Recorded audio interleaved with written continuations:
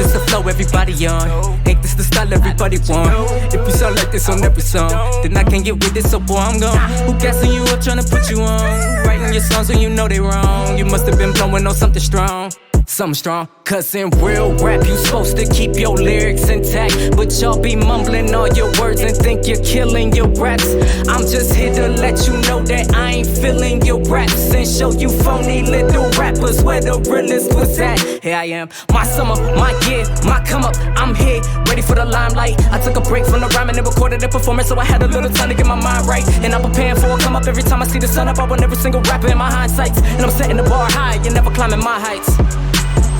Rappers blowing up when they sound the way they sound. I'm picking up the game and I never put it down. I'm coming for your heads when I see you come around. If I die before I'm crowned a legend, dig me out the ground. Dig me out the ground. Dig me out the ground.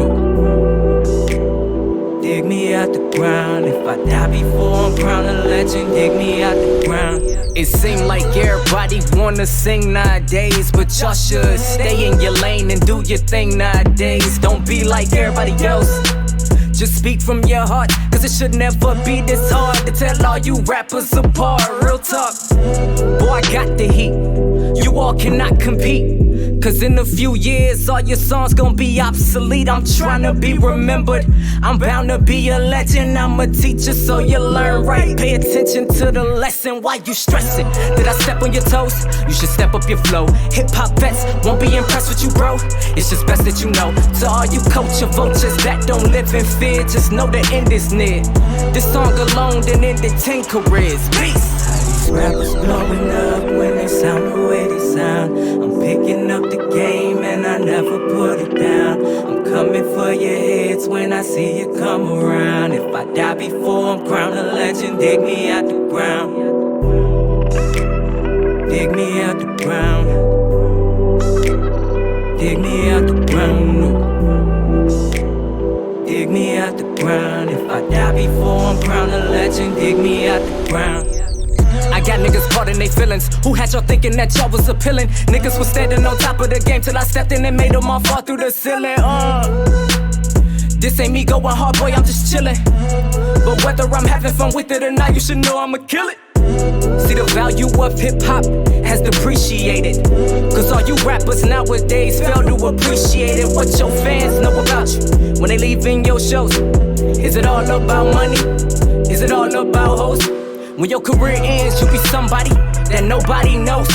While I get compared to the K. Lamars and Jermaine Coast, rappers come a dime a dozen. Y'all should just change flows and put some substance in your music, cause it's just plain old. I'm gone.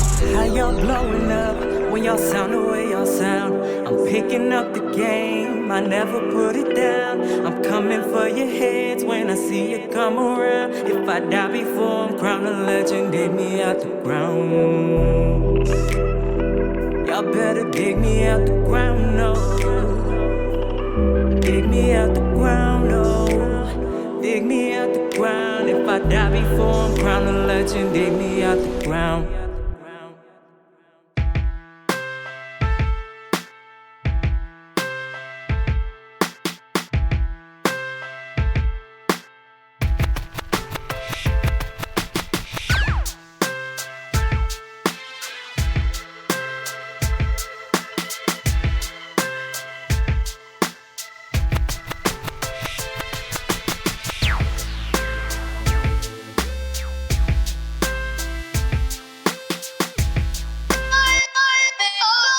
You are now tuned in to My Skin Is My Sin on Blog Talk Radio. From goons to gods, we welcome everyone. We only have one rule. And that's be respectful.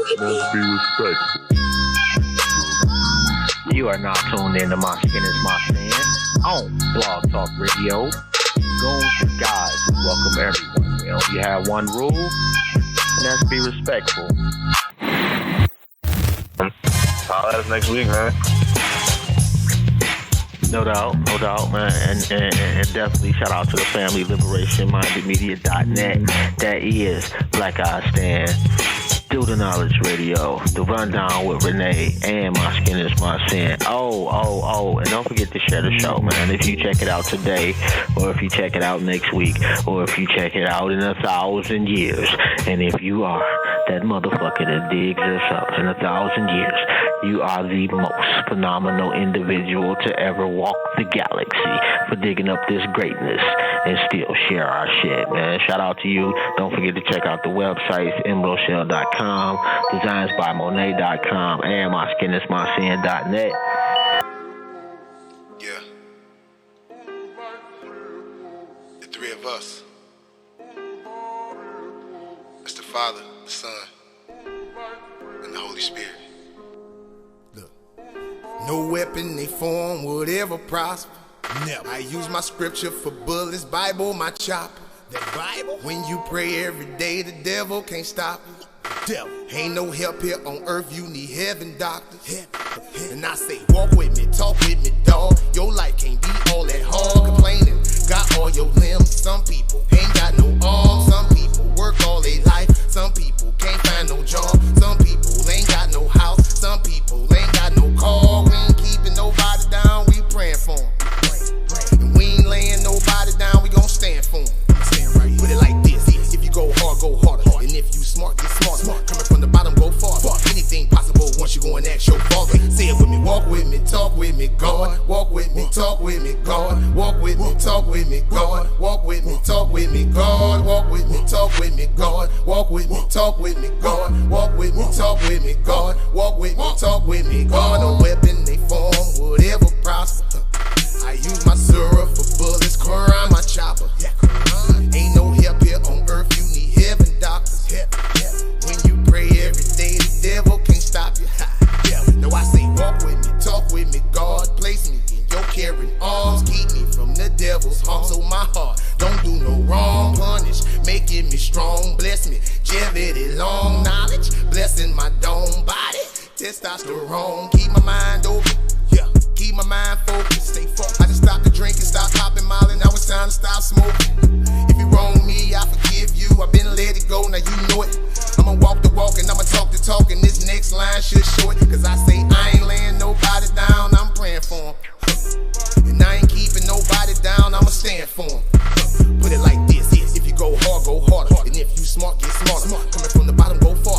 Anything possible once you go and ask your father. Say it with me, walk with me, talk with me, God. Walk with me, talk with me, God. Walk with me, talk with me, God. Walk with me, talk with me, God. Walk with me, talk with me, God. Walk with me, talk with me, God. Walk with me, talk with me, God. Walk with me, talk with me, God. No weapon they form would ever prosper. I use my scripture for bullets, Bible my chopper. Ain't no help here on earth, you need heaven doctors.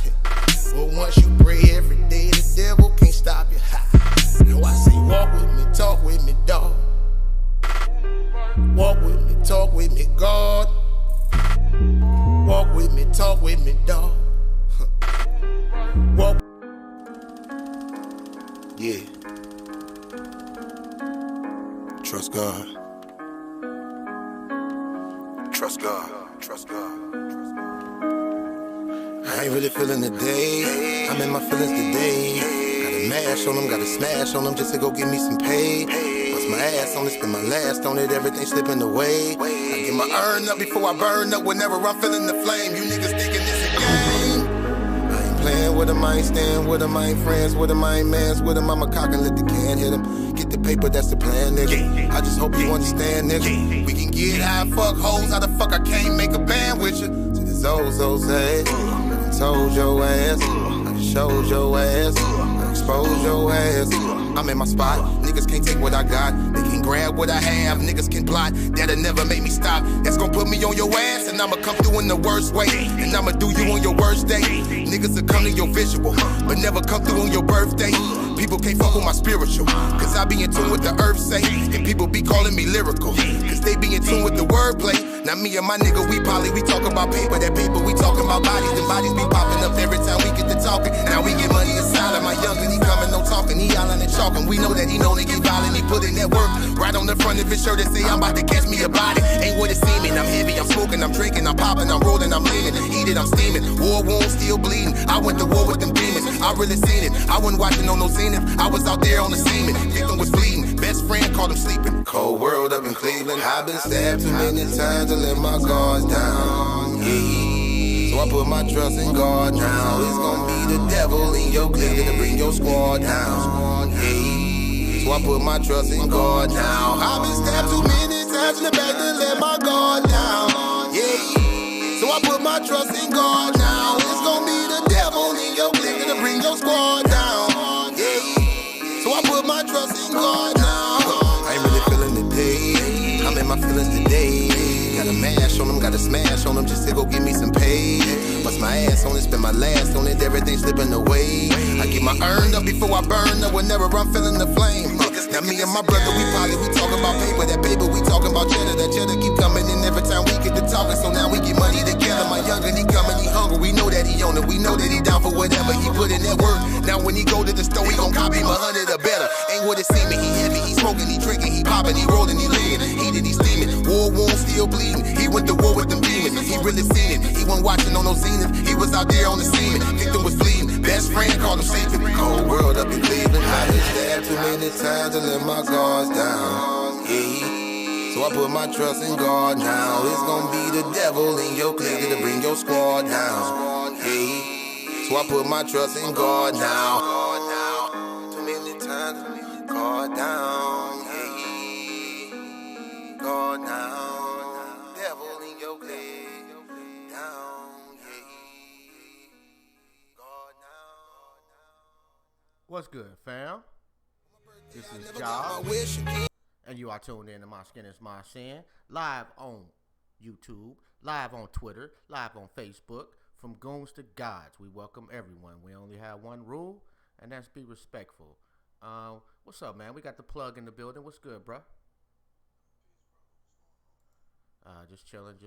Oh my God, man! I just earled up like half my fucking insides.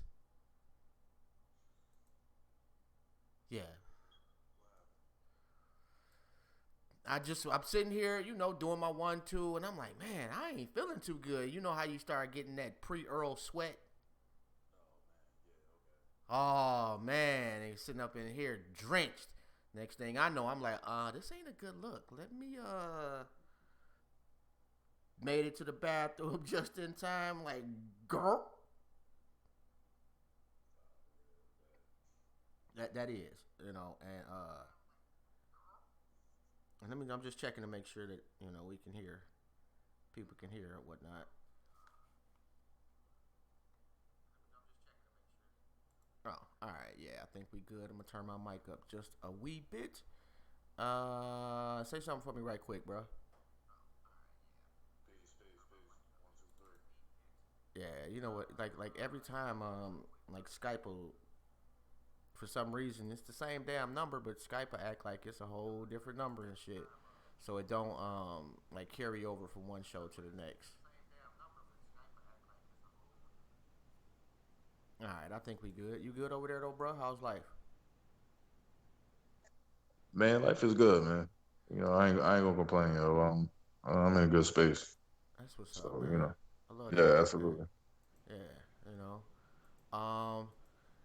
let's see. Well, I quit my job. Damn. I did. I started a new one though. Niggas ran out of apple juice, nigga. No, no, no. It's just money, man. The other gigs paying more money. Yeah. Yeah, I feel you. That's what it's about. You know. And like I would be cool, like the old gig, the one I'm quitting. Like they only offer overtime when it's beneficial to them completely. Like there is no, and that's only like a couple of months a year. So I can't, it just ain't enough Right. for me. Right. Yeah, understood. Yeah, the whole check to check shit, man. I'm tired of it. So Right. You know, you just gotta do what you gotta do. And I kind of felt bad and shit, man. I'm not even gonna lie, which I never do. Like typically, I don't. You know, I don't. It's a job, and I don't too much give a fuck. But my supervisor, you know, took us all out to lunch, and we always, you know, it's only a few of us in the office, so it's a little closer than your average job is, you know. And like I typically I just quit the motherfucker. I won't tell nobody I'm quitting, and be out. And it is Right. what it is. Oh yeah, and we got Terrance from City of Gods on the line in a second. So that wasn't me just being spastic. That was me. He inboxed me so just to make sure to call in, which is pretty dope. And yeah, we'll revisit that in a little bit and shit. But oh my goodness, man, like it's different, man. Like, I don't know what it is. Well, I know what it is. Like I was talking to one coworker and telling her, and I really wasn't gonna tell her. But she just like she just felt so bad. Like I felt fucking bad. I did, man. I'm like, damn. I didn't anticipate that. It just completely caught me off guard. Nah, I feel you. I feel you. I had a couple of jobs like that. You know, generally speaking, you know, like I say, it's only like 5 or 6 of us in our department, so it ain't like, you know, when you got like 50 people working on the floor or something. You're just like, yeah, fuck y'all. It ain't like that. Yeah. Yeah, nah, I understand, man. I mean, you make bonds with people, you get to know people. You know what I mean? That should be kind of hard.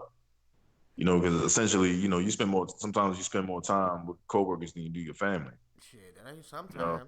Yeah. If you working full time, generally speaking, you spend more time with people you work with than people you love. Yeah, facts. You know, and shit, for like 4 months straight, I was working 6 days a week, basically.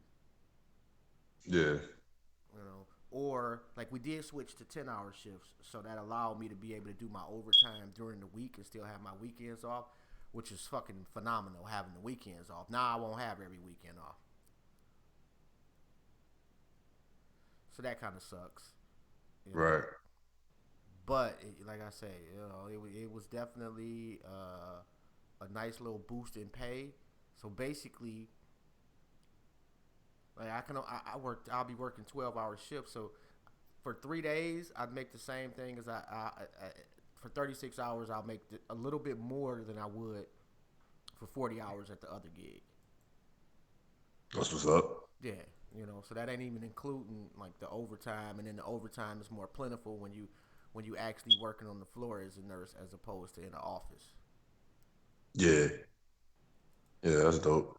Yeah, you know, so we'll see what happens. You know, we'll try to make a go of it. And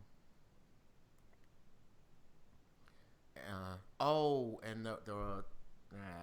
talk about that later. But I got a couple classes that should be beneficial coming up in March. So might be able to take the show on the road a little bit, which would be dope. You at work, bro? Okay. Nah.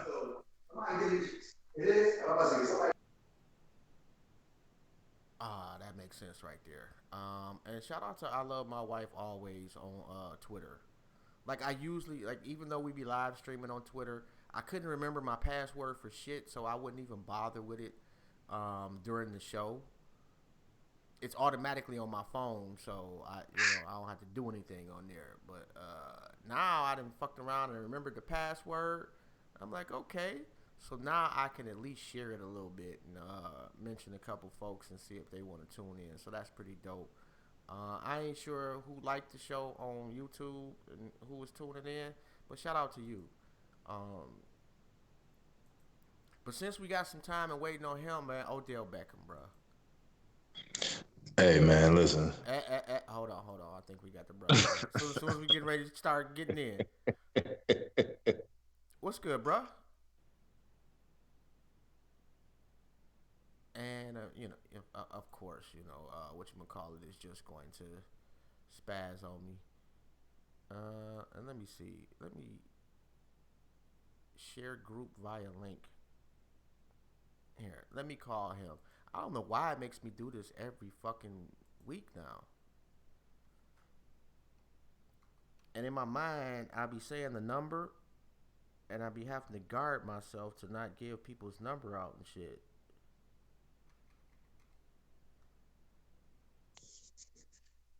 But I'm not sure why. It's like at first I could only add 2 people to the call. But let's see if we can get Terrance Frazier in on the line. What's good, bro?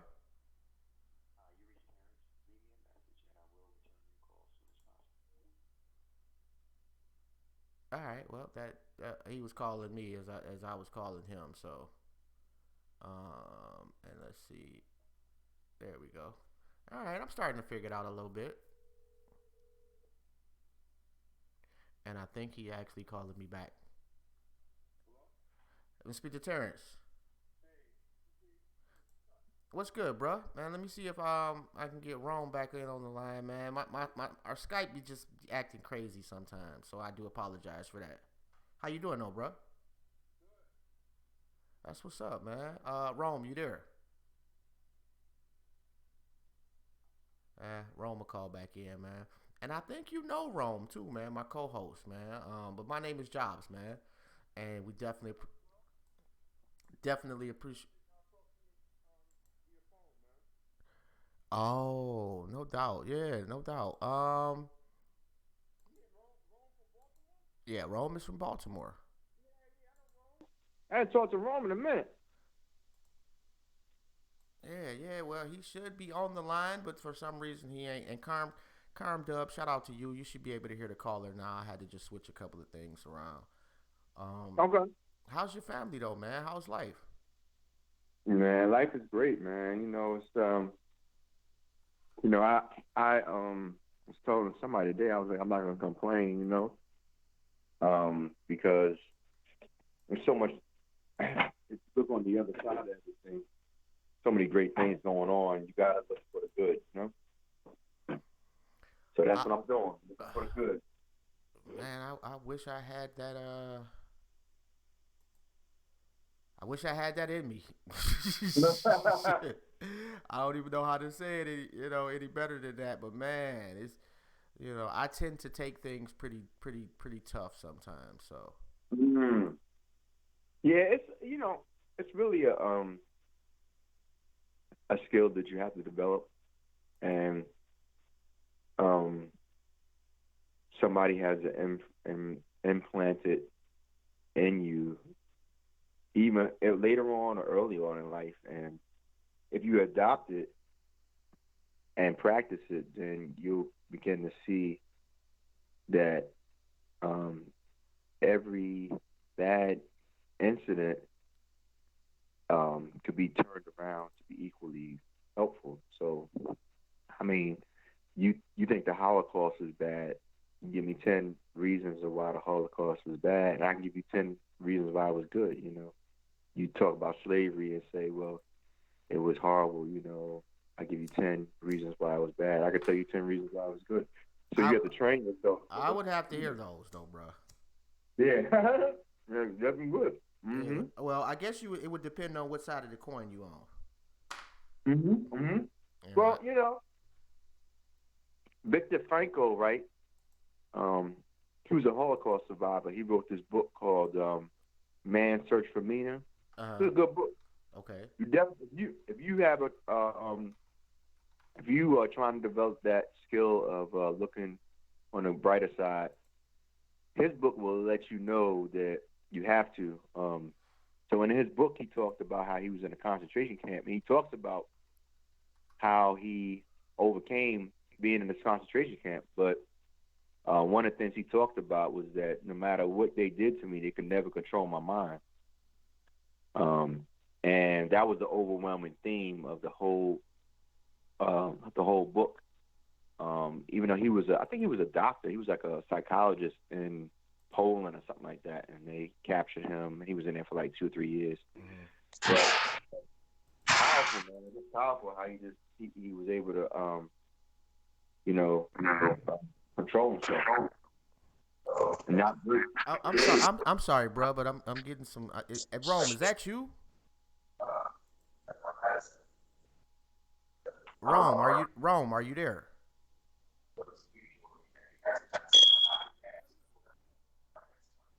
Yeah, I'm not sure what. Man, Yeah, fuck. we can hear you, bruh. Rome, we can hear you. Oh, you know what? Do I have you? Oh, he muted himself. Okay. All right. Sorry about that. I thought he wasn't even on the call. I asked him to call back, look up, and he on the damn call. My bad Nah. about that, bro. But yeah, you were saying about the guy that was in the concentration camp. Like what made you read that book? I'm just curious.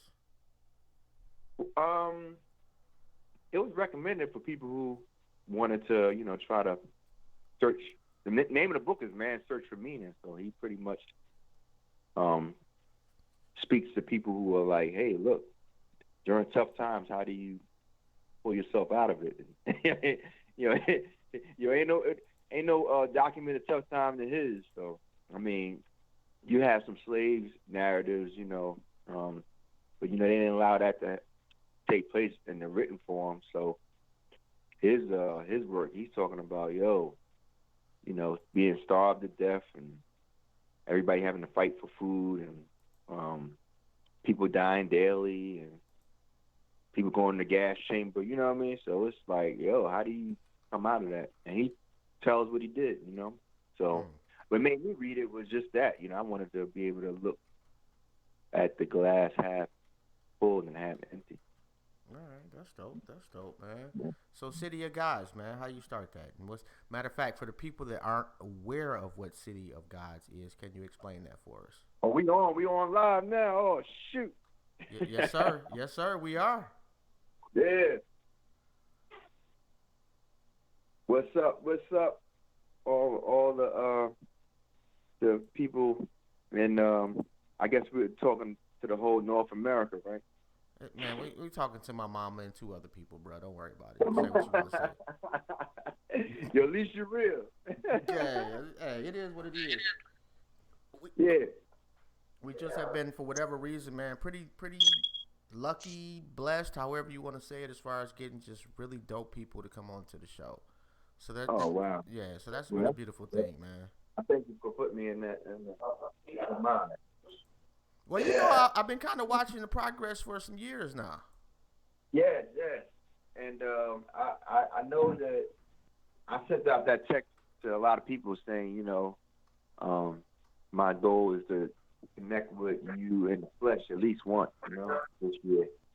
So I'll either do an event or, coming to somebody else's event or whatever. I want to, coming down to the shop and purchasing something from us. I want to be able to connect with everybody I communicate with on social media at least once. Okay, so you said the shop. Yes. Talk to me about the shop. What y'all selling over there?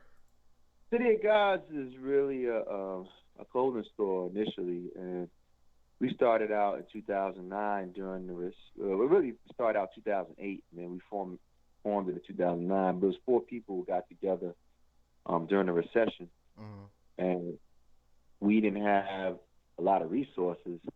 We each had clothing lines, though, so it was 3 clothing lines that got together and decided to go under one roof. Okay. We all kept our names separate at the time, and we said that whatever we sell, we keep, but we'll be under one roof, and it'll save on rent, and the name of the shop would be City of God. So after like a couple months, a couple of my partners who were the first time in the clothing game, they couldn't take it. They were just like, man, this is too lean. You know what I mean? Like, it was fun when we started out, but now the bills are coming. Now the production schedule is coming, and, they bowed out. So it was just me and my partner, E, were left behind. And then I brought on a third partner named Mashari, which is a brother who came in and brought a lot of street flavor with him, So he was the street flavor. I was like the kind of like the college kid that graduated, and my other partner, he was like the nerd, So it was good energy. So we started the City of Gods. we dropped our individual clothing lines and was like, yo, the brand is gonna be City of God. And it started in 2009 from there, and here we are 10 years later, and we evolved from just doing clothes to making, our presence known in events, also doing collaborations with different brands as well as influencers. So it spans out, from basketball to fitness to lifestyle, and we've done a lot in the last 10 years to push the brand City of Gods, and it's definitely been fun working with different people in order to push the clothing line. Okay, and so y'all got y'all still rocking with Under Armour. Oh, and one of our listeners want to know if y'all got a website up. The website is being revamped now. We do have a website we have a athletic side called Motions Athletics. So that is I don't pump it as much because it's actually it's a competitor to Under Armour, and Under Armour's our partner. So what we do is we pretty much I don't pump it out on my site. My partner does. He's more more involved in it, but I can give you that information on the motion side, which is the athletic side. But our website will be up. I think they said February 15th or so. So yeah, before 14th, around the Valentine's Day. Yeah. That's dope. And yeah. So yeah, we pretty much are going to be revamping the store. We're going to theme it out in the spring, where it's kind of going to be like a fresh market theme. Okay. Yep. So to give props to Baltimore, that has probably some of the biggest historical markets in the country, we're going to make it more like a fresh buy. Coming and getting a T-shirt is going to be a fresh experience, just like you buying fresh seafood or crab. So we're going to do an experiential store, and that's going to be, something that is going to bring some more flavor back into the City of God's line. I've been concentrating on a lot of projects, so we kind of put the City of God's brand on the back burner as far as the apparel, but we're going to be bringing it back out, and doing some collaborations with. We've been doing a couple collaborations with Under Armour. Those are our strategic partners, and we're this is year 3 with us working with them. But our mission with them is really just to make Baltimore a better place for the brands to get more customers involved in what we do. So I'll push some content over at Under Armour. They'll push some people over my way. We'll share, we'll collaborate. They'll pay for some of our customers and our influencers to do certain projects, and we will collaborate with them on pushing content out, shooting commercials. So yeah. So we're moving together because we exist in the city together, and they don't know black people like we know black people, so we school them on, hey, this is a good angle for what we need, because you're in a city that is in a health crisis and a mental health crisis. We need, UA to speak up and not just be a brand, for, the world in the sense of just athletes, but take care of the athletes, take care of the people who are wearing the apparel. And this is how you do it. So we talk about that a lot, So it's a cultural connect, and they need support around that always, and we need support around, how global brands are run. You get any pushback for the partnership from black folks? Nobody would say it to your face.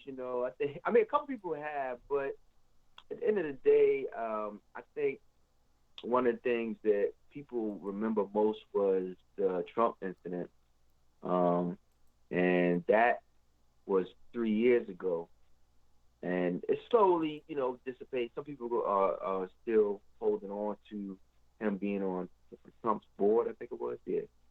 But overall, people still know that this is a brand that has a rock solid establishment here in the city, and I don't hear anybody like they used to. I think one time people, when that first incident happened, people were like, I don't fuck with them.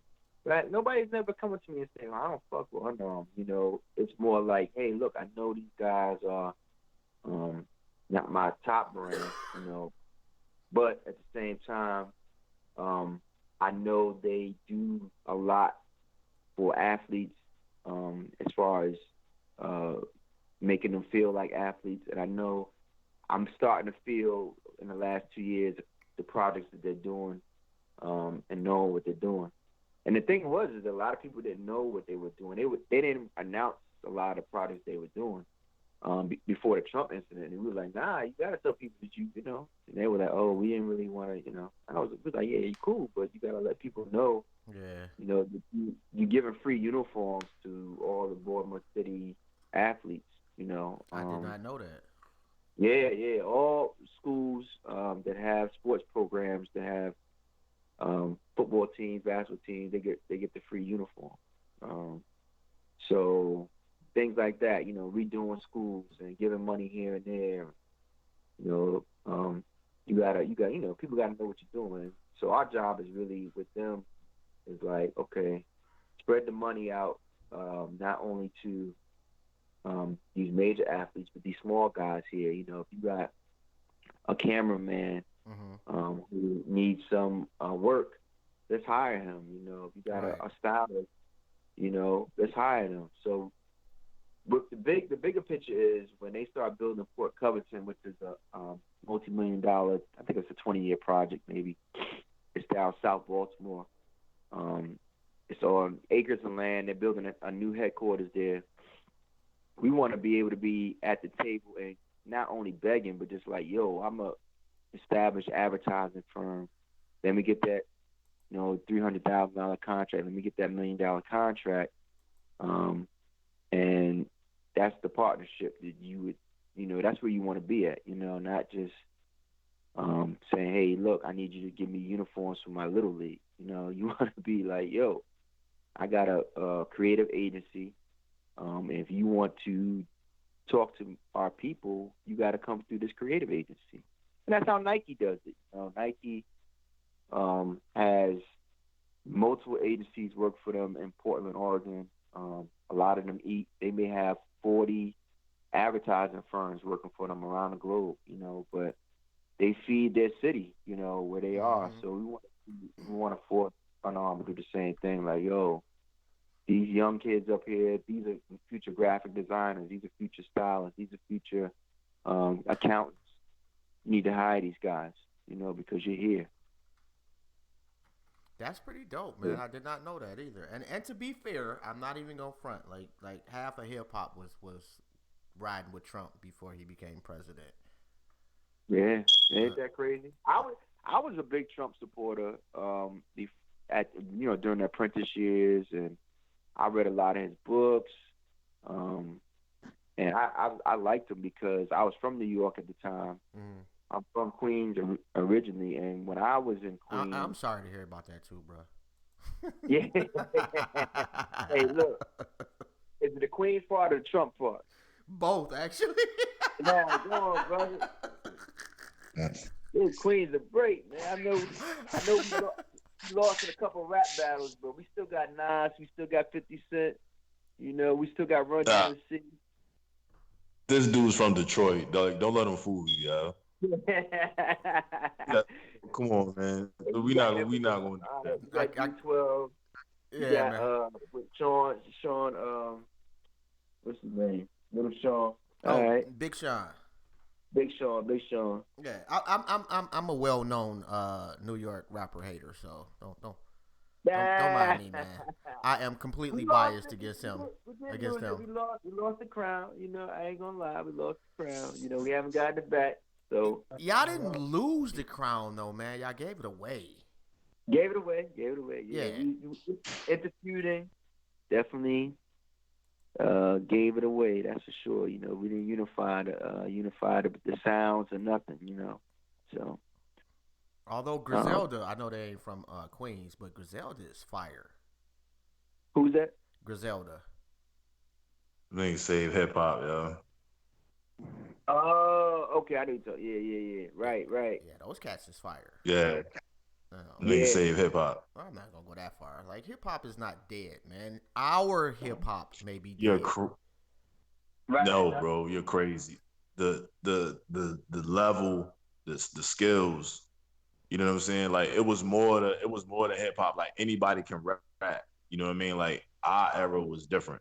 I mean, It but was a totally different. if you look back in the history of music, let's say R&B, for example. You know, in the 60s, the sound was completely different than the 70s. The 70s was completely different than the 80s. And it's the same I thing get with hip all of hop. that. Well, then stop sounding like the old man. No, I get all that. Like it's always going to be one Biggie. You know what I'm saying? It's always going to be one Jay-Z. Like you're never going to get that again. And you should. These kids, what I'm saying is this. This new era, any one of them can come out and they're going to sound exactly the same. You know what I'm saying? Like it's no like we had so much diversity in the era of hip hop that we grew up in. You do not have that now. No, we have it, man. We just too lazy to look for it. See, now it requires some effort on the fans' part. Before we were pretty much told these are your selection of MCs to listen to. Period. You know, you go to the source, you go to Right On, BET, and a little bit of MTV, and the MTV Raps, and you picked from those select few artists to decide which one were your favorite. Now there's a million artists, but you got to go find them. It's a little different. You gotta find them. I mean, it's like every day I'm trying to get shortcuts, you know, to find out who, but you gotta be in the right circle. It's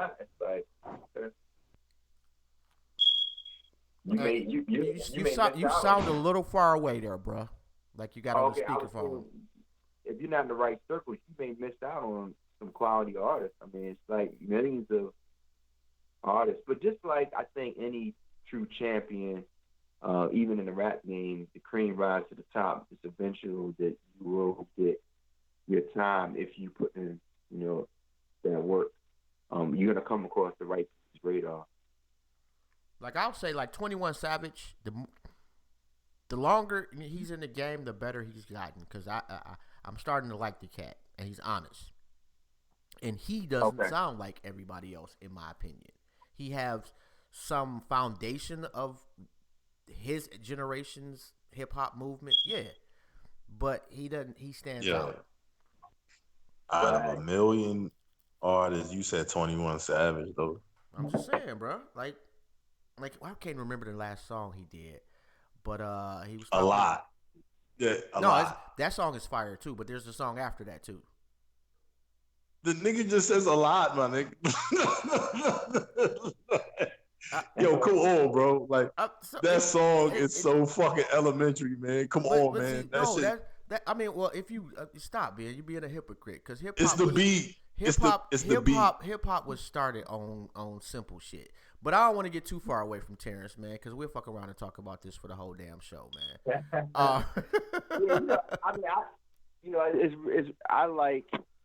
I definitely like, you know, what the new sounds is, you know, that have been developing and are developing, and we're close with music at our shop because that's how we started out promoting the shop, we were doing many concerts.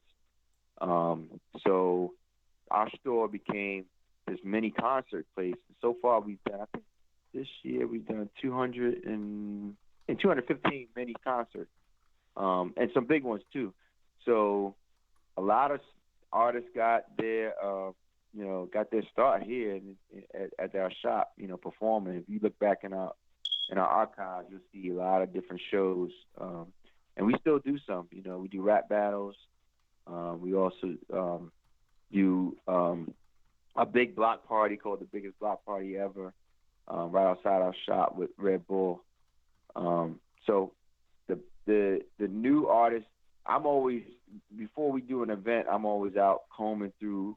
My music partners is Jones House Entertainment. You may see their logo with us a lot, and we're always looking for the new, hottest, up-and-coming artists to give them a chance to express their talent to our crowd. And so I'm always into the trying to find out who's who. So I get that. People get lost. I'm like, yo, where'd you find this person at? I get DMs all the time about it. I got a cat for you. He's from Cleveland. Look up a guy named Connie's son. Tell everybody about this cat. It's fucking phenomenal. Oh. Connie's son? Yep. Yeah, Connie's on fire. Yep. Connie's on fire. Pyrex is dope too, out of Columbus. He's dope too. I'm trying to think, yeah, that would be the only two that. Oh, I got a cousin, man. How you spell Connie? Connie. And son is S-U-N. S-U-N. S-U-N. Yep. Hey, Rome, turn the volume down just a little bit. He's from Cleveland? Yep. And there's another cat, my cousin, in full disclaimer.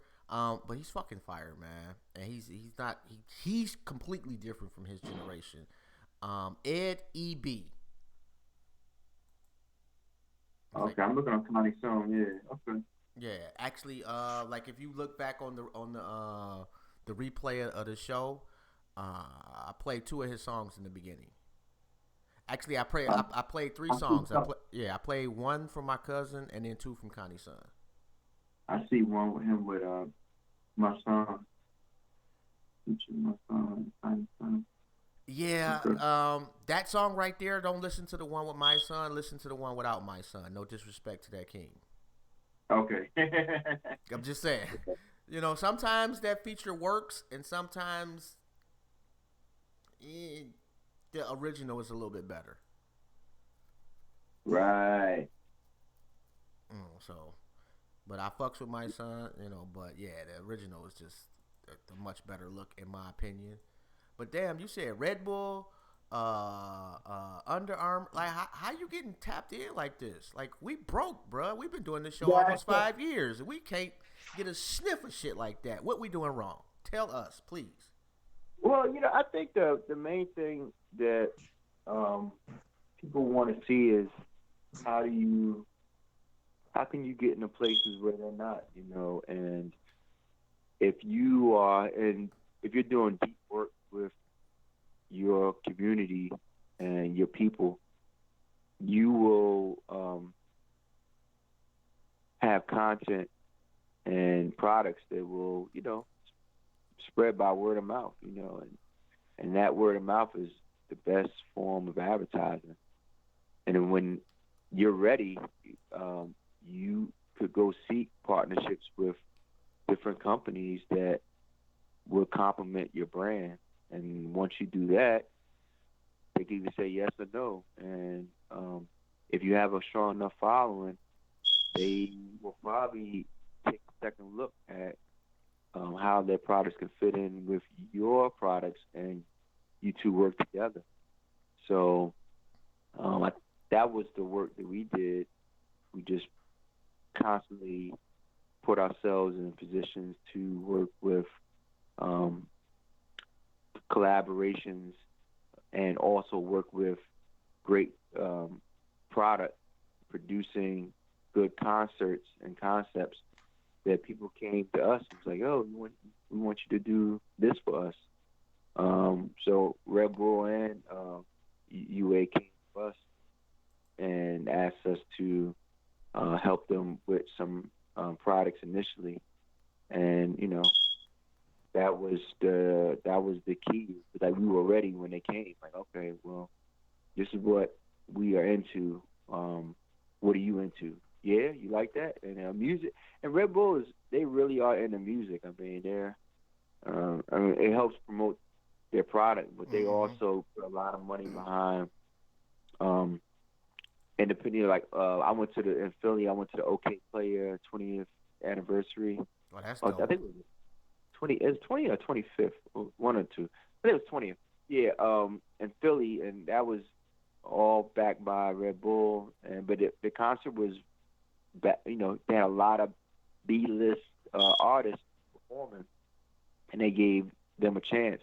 And every time that happens, it just opens up a new door for somebody. So we do the same thing. We're like, okay, y'all look for B artists, we look for B artists, and that's how it's done. It's about seeking the right people to help push your brand to the next level, who's gonna work on getting you in front of the right people, and that will, get that viral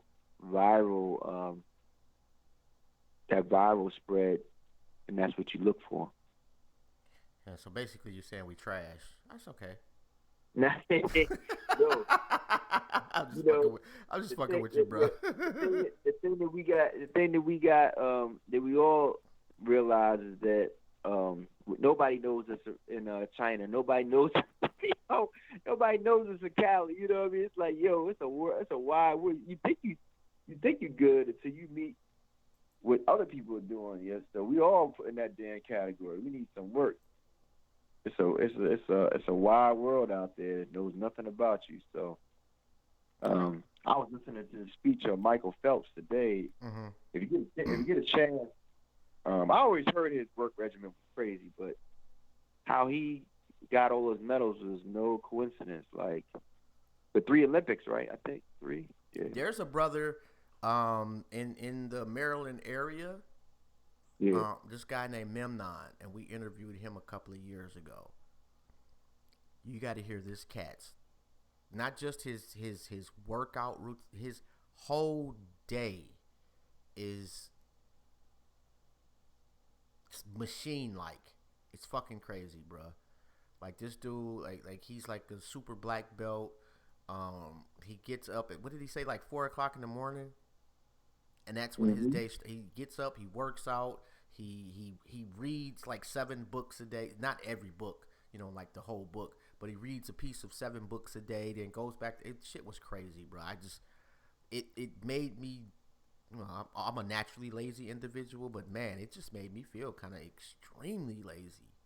But there was a trade off with that. Socially, he didn't do much of anything. Yeah.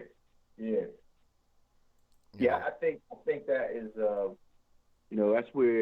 that's what you're looking for, is those unconventional ways of how people are getting to the top, and stories like that.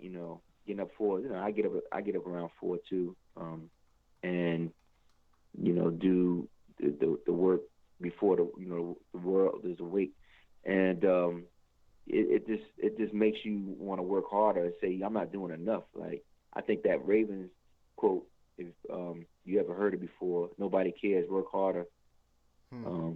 That's the mentality you have to have. It's like, okay, yeah, you did that, you did this. It's old news now. Let's go. Let's keep going, And P. Diddy said it too. Like, just every project has to be like your first time. Every project. So that's the way. That's the way. I think it was Biggie. I don't want to misquote. I think it was Biggie or P. Diddy. P. Diddy told Biggie. One. Yeah, I can't imagine. That's how we gonna talk about Biggie tomorrow, because I got some shit to talk about. Oh Biggie. yeah. I got man. Because we do a show on Fridays called The Water Cooler at 9:00, and that's definitely a lot more adult. Yeah. Not that we be like malicious or anything, but we try to be a little bit more. Can we curse on this show here? Yo, absolutely. Oh, fuck yeah, great. All right. Shit, you ain't been listening, bro? But Like, you I've said been your mother, cussing the whole time. Shit. that's a setup, man. No, it's just like on this, on Thursdays we try to give people something they can take home and they can learn from. Okay. You know, Yeah. but it's not. We not the most serious motherfuckers on the planet. So Yeah. we like to have enjoyable conversations. Yeah, same here.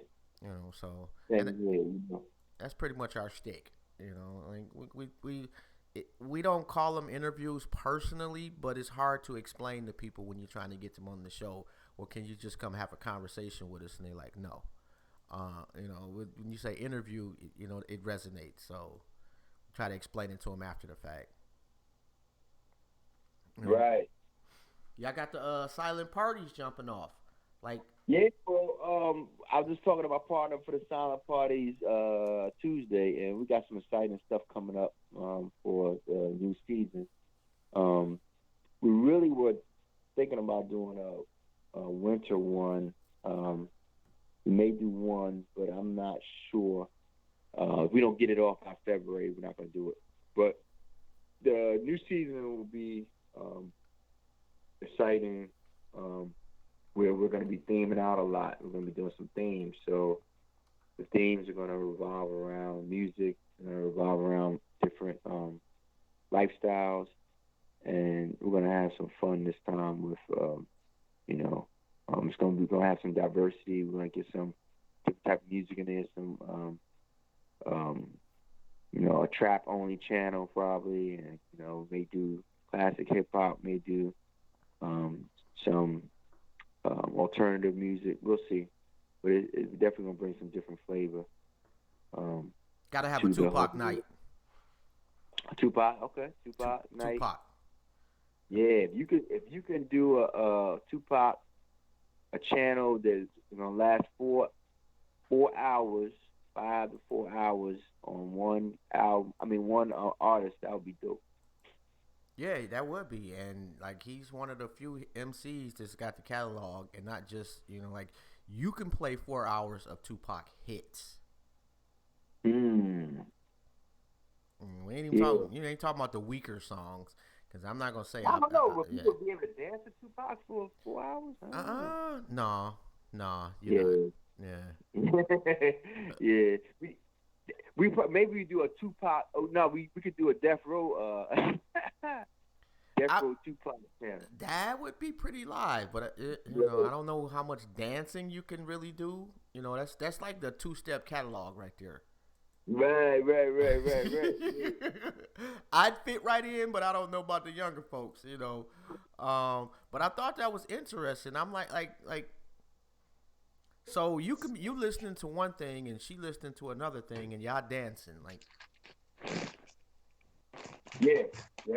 I mean, typically you want to have the same person. You want to have the same person on the same channel as you in front of you.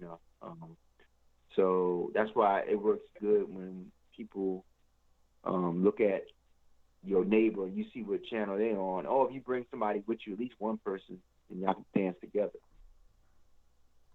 Yeah, I don't think I had ever seen black folks do that. Shit looked so lit, man. It made me feel good. Yeah, man.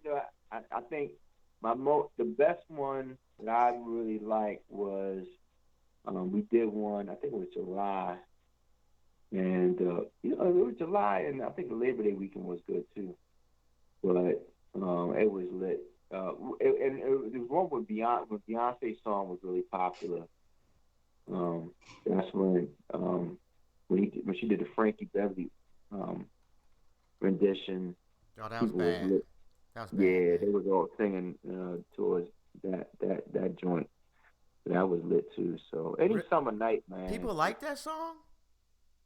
Man, it was really if I've seen the video, it was probably like I would say about 100 girls just singing the song and doing the dance, doing the electric slide to it. Yeah. Oh man. Before I let you go, when it first came out, that was everybody's go-to song. DJs. See, I'm an old head, so it's like I just I that's one of those remakes, and I was thinking, and I fucks with Beyonce, but Yeah, I yeah, was like, what are you doing? Not this one. right. What? Yeah, they did. They they did. They did the electric slides at that point for a minute. All right, Yeah, but so let's see. We got the silent parties. You got the advertising. You got the clothing. Um, what else do you have, or what's next? Like, is there enough? Is there you get to a point where you like, I'm good. I'm tapping out. nah, I think I like everything that we're doing. We just have to do it in a systematic way, in which you're not just scrambling. That's the biggest challenge for us now is putting. But sometimes you have so much fun with it, you have to treat it as a business, and the profit side has this. You have to be in the black, not in the red. So some people, um, especially with clothes, a lot of times with clothes will put you in the red. A lot of people get into the clothing game because every season doesn't sell. So they be stuck with product and have to sell it off, or you have to make sure that your costs are going to be good, where even if you do sustain a loss, that it won't set you back. So the clothes can be real. You really it's a cash rich business where you have to keep producing. It's not like partying where you can just alcohol. The upsell is crazy. Sometimes we make more money on parties than we do on clothes. And events, because if you look at how a party will have a couple hundred people come through, where in our shop we don't have a couple hundred people come through our shop a week. We may have a day, we may have traffic of 20 because traffic went down in our area 20 to 30 people a day, because we are not a walk. It's not a a place where people walk by. At one time, this area was hustling and bustling with walk-in traffic, and we had a market across. But we rely on people to see our items when coming in. So anyway, long story short is that if any business, you gotta be you have to be about the business and have multi streams of income coming in order to make the business not just dependent on one stream. So one thing that we're looking forward to is what's next. Trying to be creative on different fronts, and the next thing that my shop will be doing will be collaborating with Unanimous Games. Unanimous Games is a subsidiary of Rock Nation. Damn. And Rock Nation. The Unanimous Games is owned by Jay-Z's cousin, which is B-High, Jay-Z, Emery, and Tata. A lot of people from the Rock Nation own Unanimous Games, but it's pretty much a gaming platform that they have that helps manage black gamers. So there are black gamers out here earning income. Oh, them dudes getting paid. I fucks with I watched the actual. I forget what the name of it is, but they got basically like a gaming channel where they have people talking. Man, yeah, woo, them boys is getting paid. One cat playing Fortnite making like $30 million. Yeah. So insane. that's what we're going to be teaming up with them on a couple of events, and being in partnership with them. So that's going to be fun. That's going to start, I think, around April. So we started off doing gaming tournaments probably I was like 2010 and 12. But then we got away from it. But we're gonna get back into it. You know, we're gonna do some gaming tournaments and we'll put some apparel out there on some of the gamers and help brand some of these gamers in this area. That would be very dope.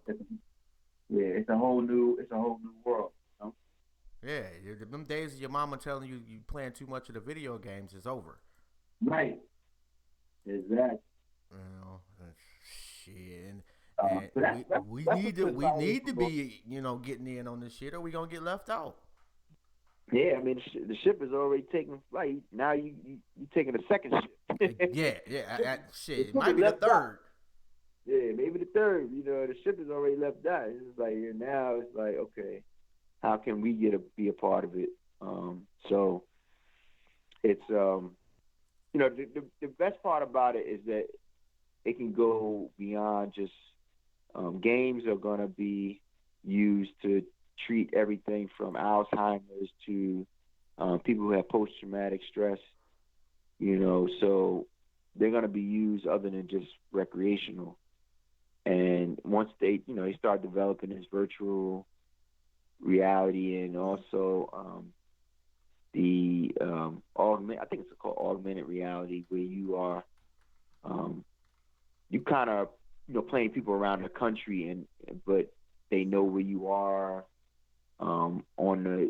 in the virtual in the game itself, and you know, doing different things other than just using controllers. So that's where we are with that, and with black people we want to get black people more involved in that part. And then the other thing is the biggest move we got going would be content. Pushing out content with Under Armour. We're going to be pushing out. It's a series called Talks on the Concrete that I'm doing, where I'm interviewing people around Baltimore and the DMV who are doing great work. So I'm in the back of a pickup truck, Under Armour pickup truck, and Yo, we're man, going around. You got to tell them to give me a call, bro. Yeah, you're right. I'm just saying, man. And actually, man, I do need to get your number too, man, because we actually got some shit like in the works that may actually like really go hand in hand with some of the things you're doing. Okay. Yeah. So, well, you know, we try. We just we try to keep shit to ourselves until, you know, it comes to fruition. Right. Well, I mean, if you run it by me, you know, I'm pretty much, what I'm doing now is putting people in a position where I can develop the content. If they have something that they were interested in, I say we because many times they'll say, hey, look, what do you think about this? And I'll, you know, say, well, I think it's something you should explore. And then they'll say, all right, what are we going to do with it? So, you know, if you submit something to me that, you know, like a deck or something that you think that would get Under Armour's attention, and for their demographic, you know, right now they're looking for, you know, they want athletes to basically know that they are gonna, you know, they really are enthused about getting with programs that are about the athlete, you know, and people that love sports. And you have to be along those lines of something that you're working, your movement, you know, and whether it be volleyball or I don't know, whatever the activity is. The main categories that they push are running, basketball, and women. Those are their main categories. And it may shift. I don't know if they're going to try to. They used to be the biggest cleat producer. I think Nike took some of their shares, but I don't know if they're going to put football back on the grid. But if you have anything, you know, you think that would be like, I'll give you one idea. Like, we a I'm the missing member of D12. That's fucked up. I'm sorry, man. I was reading the comment, and somebody said I'm the missing member of D12. Like,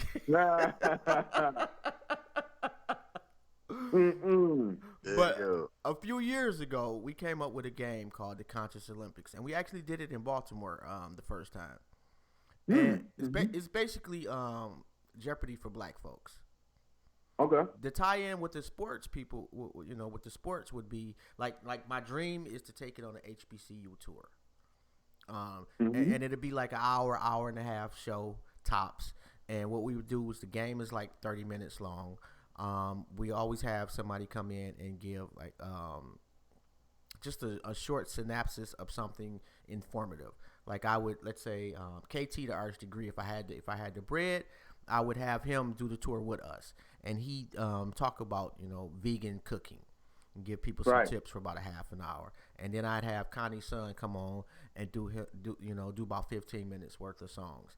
And what we would do is have like the basketball players from Howard play the women's basketball players from Howard. Think however you want to divvy that up sports wise. With the Under Armour with the whoever is sponsoring it backing. Yeah. And definitely kind of highlight the sports aspect, because black folks have done a lot of shit in sports too, so we can do that no problem. But that would be like one, that's like something we've done before, so that's not something I'm like like spilling the beans or anything. Yeah, that's cool. I mean, one of our partners is Morgan. So I work with Morgan, and they're gonna be the lead for. If you look at them now, Morgan State is gonna be the lead for black colleges in the area. So I'm gonna be filtering a lot of things through them. We're already creating some content and programming with them. So, if you want the Morgan plug, where you want to bring it up there, and then try to add on some, advertisers along that. I don't know if UA would be interested in anything that wouldn't have that full sports component, but it's possible, So City of Gods would, City of Gods definitely would. That would be dope. That would be dope. Where'd you get the name from? That'd be fire. That would be fire. Where'd you get the name from? I meant to ask you that. We were sitting at the table at one time trying to come up with a name, and half of the people who wanted the name said that it was city. They wanted to do City of Gods, the movie, and we were like, nah, you can't take the name of the movie. And somebody was like, well, why don't we just add an S to it? And my partner Idris said that, and then he was like, if we do City of Gods with an S, then we could, show that, hey, look, God is in man, and we're really trying to, create beautiful souls here in this city. So why not say City of Gods, And then the other part was like, oh, we like City of Gods in movies, so that would actually be kind of a play off of what we do anyway. Because if you ever saw the movie, it was one character that started dressing up, and he was in the ghettos of Brazil, and he ended up getting away from the ghettos by changing his whole look and wearing clothes and acting different. So anyway, we was like, oh, that's kind of what we doing, So anyway, that's how we came with the name. So it's really like a divine intervention, for people who want to, change their lifestyle. Yeah, that is dope. And I had never seen that movie. Yeah, I might have to go. You gotta see that movie. You gotta see City of Men too. Like it's a follow up too. As oh yeah, that's dope. Yep. Yeah, City of Men. Yeah, it is a follow up. Hey yo, the crazy. It was on Netflix, yeah. But like we met in person before. Like I've been in the shop before. Like I'm from B-More. So my man took me down that. I was like, yo, I know you. I met you before. Yeah, facts. Yeah, Brandon, my homeboy. Brandon. Yeah. Which Brandon? Funny ass Brandon. Oh, always got jokes all the time. Yeah, facts. Yeah, B. Yeah, shout out my man B. Big. What Man. up? Yeah. He don't know who you talking about, bro. He's being polite. I know Brandon. I know Brandon with the. You talking about He always got.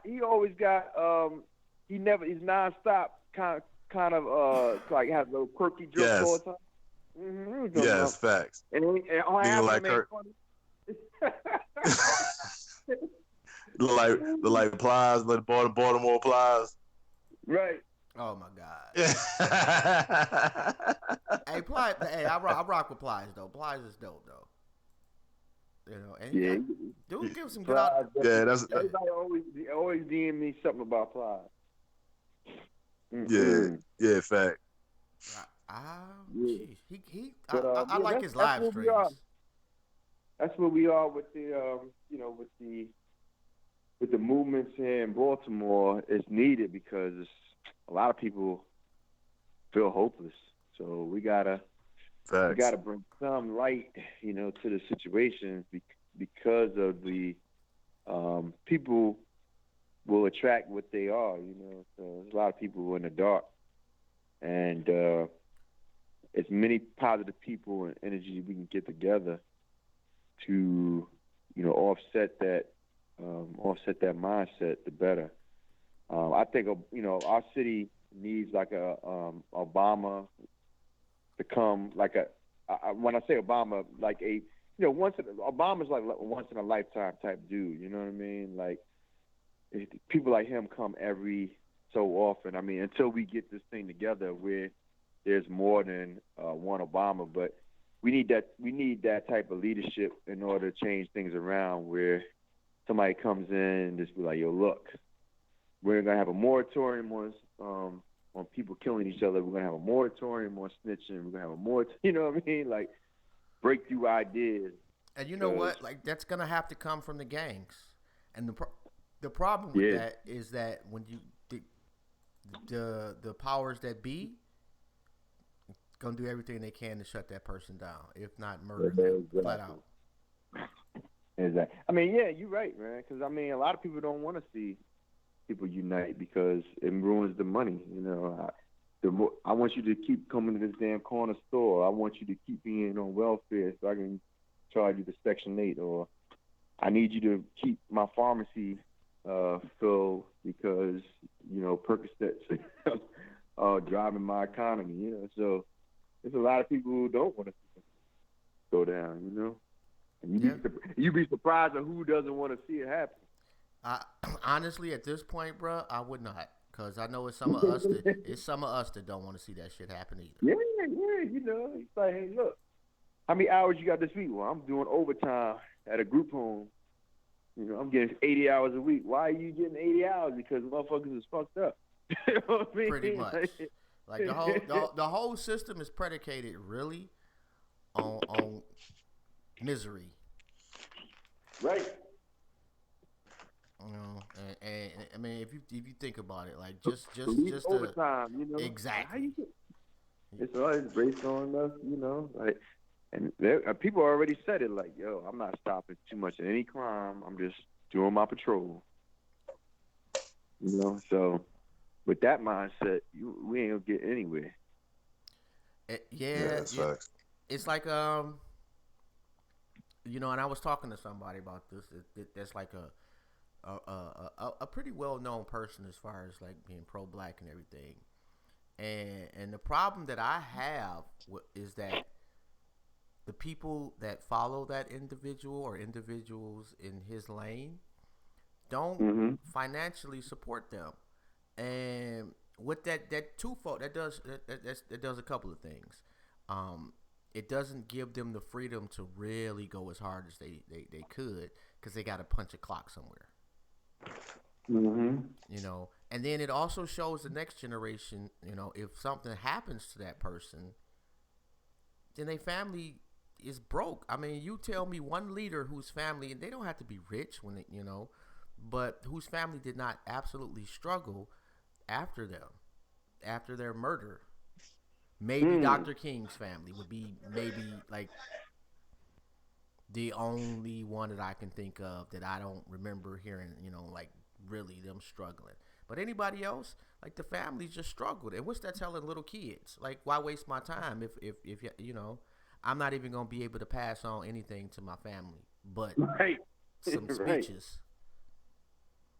And I was talking to somebody in the shop yesterday. We were saying how they discovered, like, out of all the drug overdoses, especially linked to opioids, 1/3 of them were suicides. So these people are literally taking themselves out, with extra pills. And that's how people feel every day. Like, they don't want to be here. So if you are doing business, or you're married, or pissing off somebody who doesn't want to be here, they're going to put that energy on you. You know what I mean? They're going to make you feel it. So, there's a lot of people who don't want to be on this earth because of how miserable they are. And it's a space that is ever growing, Yeah, and listen to your folks if you ever hear this show, man. Listen to your people, because a lot of those people that's hurting tell people that they hurting, and people make excuses for not listening. That's a fact. That's a fact. And then we feel bad, when we at the funeral. Well, because I mean, totally off top. Well, I guess it is on topic, but I had a roommate in college, and like this was my guy. This was my dude. Summertime, we lit, drinking, parties, chicks, the whole nine. The wintertime, man, this nigga just turned into a completely different person. He didn't go to class. He would stay in the bed all day. I mean, like, and the conversation me and my other boys was having, like, this nigga gay. But that was our rationale for not listening to the nigga. Damn. And I remember him telling me one day, how his family situation, like, he really opened up to me, and I just kind of I listened at the time, but that's where it stopped. And I blew it off. And we both end up leaving school, and he killed himself. Damn. It's one of the biggest regrets of my life. I had the opportunity, and it's somebody I called a friend, and I had the opportunity to help them, and I failed them. Yeah, I knew I had a homegirl, both her parents committed suicide, her mother and her father. Not at the same time, though. Nah, not at the same time, but at different points. Like, her mom's killed herself, and I was the first person she called. Like, hardest phone call I ever had in my life. What the world? How did she overcome that? Right. Yo, I have no idea. No idea whatsoever. Yeah, I mean, you talk about, I think there are stories out here that are beyond belief because of people withholding it or just not telling the whole thing. I can't even imagine. But one thing I do know, I think we started a conversation out that every situation, no matter how dark it is, with the right medicine, and the right healing, you can be overcome. So the mind is, that muscle in the mind has to be exercised, and that's what it's all about.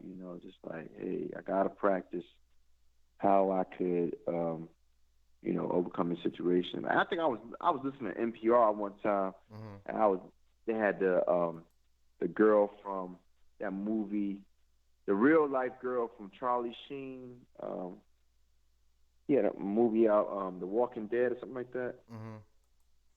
If you ever saw it, it was definitely about a girl that was, I think she was raped, and over a period of years or whatever.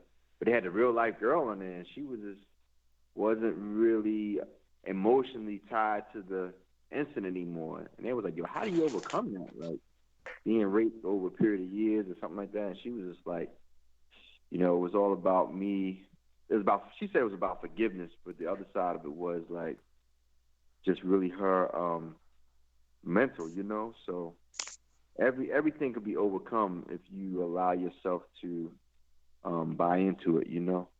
Because this homeless people out here every day, they're living in their own reality, you know. You see them walking by and they're talking to themselves.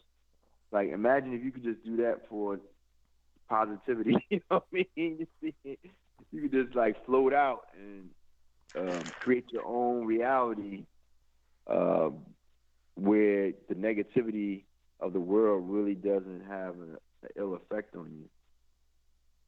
Right. It's the power of the mind, you know? Man. Yeah, facts. You got to be one strong motherfucker mentally. Yeah. You know. This should eat you up. Yep, I agree, you know, and I think that's why we need more and more people to come out and say how they didn't get eaten up, you know, and that will create the bravery that you need in order to make it happen. Because most people they get paralyzed, you know, they don't have the skill set to do it, you know, and once you get the skill set, all things is possible. I mean, and a lot of things. This sister had told me one time. She was like, okay, well, what kind of? How many people here? We were in an audience believe in God, and a lot of people raised their hand. And she was like, well, what about God's ability to, you know, heal people? And people were like, yeah, he could do it. He could do it. And then she said, all right, I want you to think about somebody in your family and think about the black sheep in your family. And people started laughing, you know, have uncles, sisters that, you know, maybe on drugs or just like really messed up. And she was like, do you think God can heal that person? And people started laughing like, nah, not him, you know what I mean? And she was like, okay, well, what kind of God do you believe in? You know what I mean? Like, yo, your God is phony as shit. I mean, but that's real shit, though. Well, it ain't your God that's phony. It's your belief in your God that's phony. Yeah, like, yo, if you think about the worst person that you could think about in your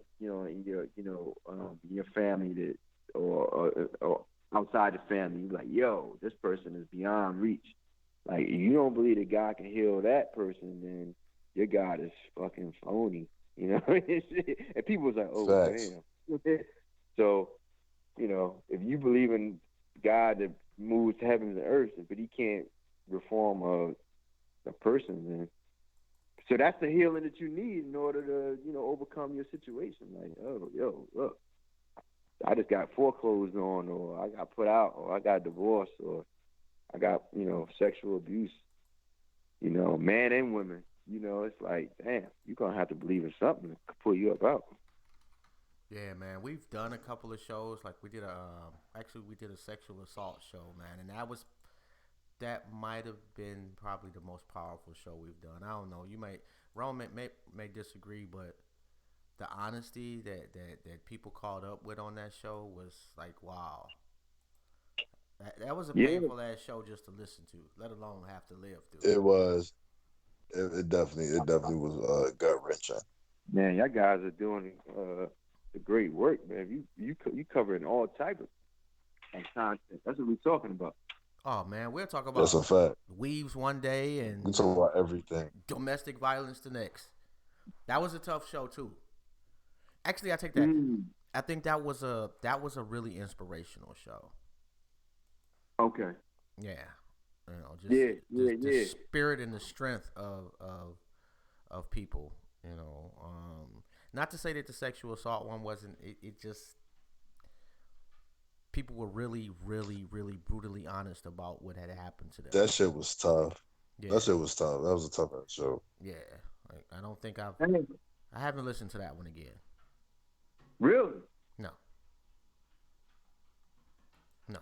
Mm. We got a chance to interview. I don't know if you remember Kendrick Johnson, the brother that allegedly, and I got air quotes, you can't see him, but he was killed and rolled up in a mat in his high school. Yeah. His organs was missing. His organs was missing. He was stuffed with newspaper. Yeah. We interviewed his mother. That was another tough Tough one. Wow. Yo.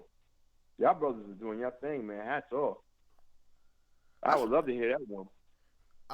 You know what? The crazy part is like I just happen to like every so often I go back and like repost shows, and I posted that one on the fan page. I didn't realize how many people had actually listened to that episode. I was pretty surprised. Yeah, people need to hear that one, man. Yo. We've done quite a few shows. Like I think a couple of weeks ago, actually we had Tawanda on the show. Who do it? What is it? Something Wednesdays. What is it? West Wednesdays. West Wednesdays. Yeah. Tyrone West sister. And yep. They're still a protester. Yeah, in fact. I think it was once a week. Yeah, every Wednesday. Yeah, right down 33rd. Yeah. You know, and I forget, what did she say? She's at like 300 and something Wednesdays. Yeah. Yeah. Yeah. And people out there faithfully, man. I applaud them on that because I just was in a forum with Just Mercy, the movie, on Saturday with Marilyn Mosby. People don't know her. She's the state's attorney, prosecutor, not prosecutor for Baltimore. And she is doing some monumental moves as far as how prosecution is done. Of course, she is not trying any marijuana cases where people getting caught under a certain amount.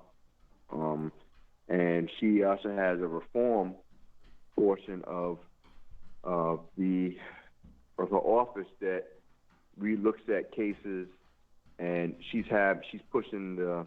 If you look at on my Instagram stories, there's I'm gonna put on Facebook stories too, where she's talking about how her biggest challenge is getting people to participate in the reform, where getting to go out to the state capitol and advocate for fair sentencing and reviewing cases that were tainted. And she's a prosecutor, so she's basically saying, look, we're being transparent and looking at ourselves to make sure that we're not just blindly sending people to jail. So, see, I think with her, just on the outside looking in, like there's no gray area with the people from Baltimore, because I got quite a few people from Baltimore on my friends list, and they either abso-fucking-lutely hate her guts or they rock with her heavy. Yeah. And that, I think that is why she ain't getting the support, is because some of those people that absolutely hate her guts, she really needs in her corner. That made a good point. And I think she just see the people that rock with her is enough to keep her in office. But if you really trying to do some shit in the city, you really got to go to the people that ain't fucking with you.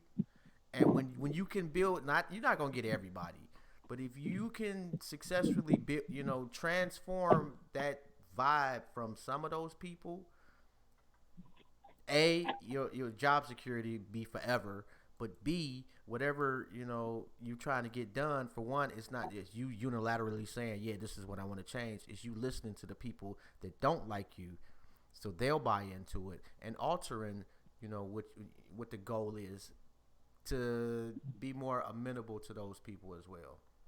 Yeah. I mean, like I said, sometimes those people come around once in a lifetime, Yeah. I don't really think if we saw one in this generation in Baltimore, but I think other people have seen in other cities. Harold Washington for Chicago. He was like legendary. Barry, what's his name for DC? Marion Barry was that dude, Yeah, till they caught him in the hotel. Yeah, but the bounce back game his bounce back game was heavy though.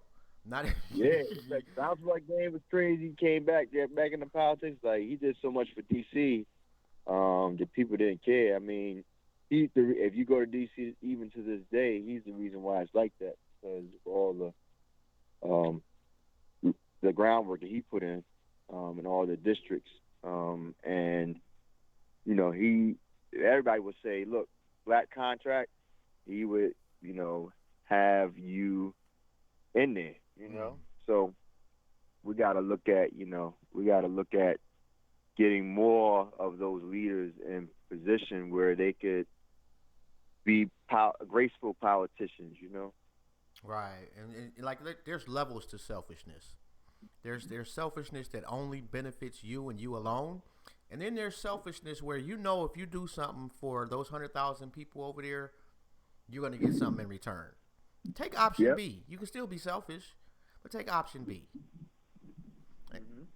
And I think that like the Marion Barrys, like his generation of black mayors, they may have done some fucked up shit in one way, fashion, or form, but the flip side was that they did a lot of dope shit that's still in place to this day. Shit, when you fuck with black people, you gotta smoke crack. These people are fucking like you can't crazy, yo. I'm gonna pass on that one. Nah, man. You dealing with your people, man. You try to deal with black people, man. You damn go crazy, boy. You gotta take something. You know what though, man? It's black folks we tough, man. I mean, if you really trying to work with black folks, we tough. I'm telling you. It depends on your presentation and your consistency. Mm-hmm. See, black folks watch you when you think you're not being watched. Mm-hmm. And they like reading you exactly between the lines. And we have been basically trained, for lack of a better terms, to not only listen to what you're saying, but to read body language probably like no other beings on the planet. Yeah. So like we gotta be able to look at a cop and be like, yeah, this ain't about to go right before he even say anything. We know. Yeah. Right. So, once we're in your corner, man, it's pretty hard to get us out your corner. So I think it's just because I know it be sometimes I go into the store and I'll be like, oh my God, I actually went to the CVS today and the sister behind the counter was just up. I felt some type of way, like you don't have to be this way, but once you crack a little joke, ease the, sometimes we penalize each other too much for having a bad day. Okay. I went to the store, I don't know, about a month ago actually, and this guy was trying to cash this check. Shit looked faker than $3 bill, but he got mad at the sister behind the counter because she wouldn't cash his check. I bet, and his first thing was, I bet you ain't like that with the white boys. And I had to say, bruh, like, why, stop it. Like, why you doing this shit, man? She just, look at all these people in the store. Nigga, you wouldn't be happy. Right. Mm-hmm. And when I said that, smile came on her face and she started nodding her head. When that nigga moved away, she was like, thank you. So it wasn't that she was a bitch or an asshole.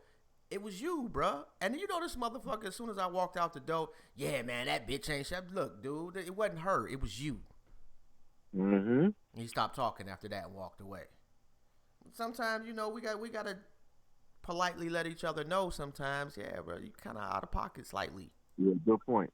I mean, the main thing we're taught on one side is mind your business, and the other part for the people who trying to make a difference is saying, you got to say something. And it's the same thing that happened like 3 weeks ago outside of Rite Aid. Two bros was fighting. It was like a drunk fight, but it still was a fight. They wasn't connecting. They were just right. Standing there like, you hit me. So you hit me. So you hit me. Damn. You know what I mean? So I was like, yo, y'all need to chill out. You know what I mean? This is, I had to intervene, in Baltimore. I could catch you one, but you really got to have a fearless attitude. Because if you go in there, like you said, with the body language of a lamb, you're going to get eaten up. But if you go in there with facts, some shit like, yo, I'm not here to downgrade you. So like you said, like, you know how to talk to black people. I'm here to help, but you still not gonna bitch me. Exactly. So, you know, you Facts. stand on your square, but be, you know, you they gotta be able to feel your sincerity. yeah. You know, not to say, you know, but yeah, it's a tricky situation, man. Trying to get in somebody else's shit. You know, it really is, and it's a lot of brothers and sisters that ain't here for doing so, but we can't use that as an excuse to not do it. There you go. So you're right. Yeah, you know, you're looking at people who risked their lives during civil rights. That was scary as shit. You know what I mean? Man, and it was. I mean, my mother told me it wasn't a lot of people. She's from Alabama, and she was like, "Yo, there was only a few people who was really in the front lines. You know, everybody else was." But I mean, even then, you know, it still was a bravery piece where you're like, "Yo, I'm gonna go into this area where I just may not come home tonight." That was some crazy shit. So why not stop a fight with two people on the street or somebody trying to, you know, try to cash a monopoly check? You know, it's like, yo, I gotta. We used to be able to hold each other accountable, and that's what's missing. That's what's missing. Like nobody's our society isn't humble enough to allow somebody else to check them, man. For the majority, I bet say. the crack era did that shit. When, you know, people just like, yo, crack era just lost all types of morals. You lost yeah, facts. I mean, but you know Yeah, what? we lost everything with crack. I think a lot of us go into it intending on checking somebody, and that's palpable. You know what I'm saying? Like I mean, even from your inner circles. From my inner circles. You know what I'm saying? Like we lost that too. No, that's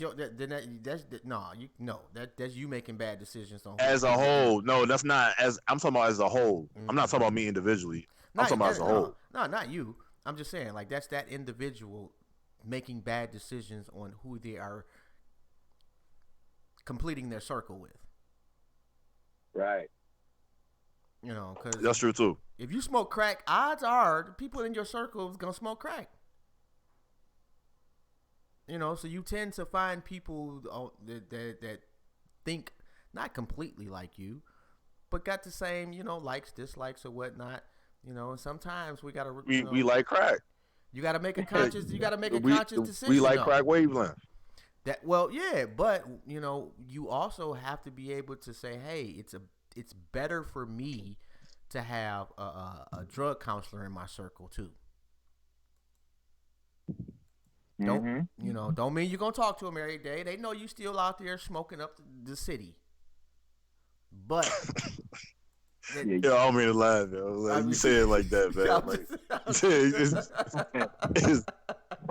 It's just comedic when you say it like that. I'm not laughing. I'm not laughing at people who smoke crack. At this point, there's like 12 of y'all left. Right. I'm about to say, at this point, I am. Like, sorry.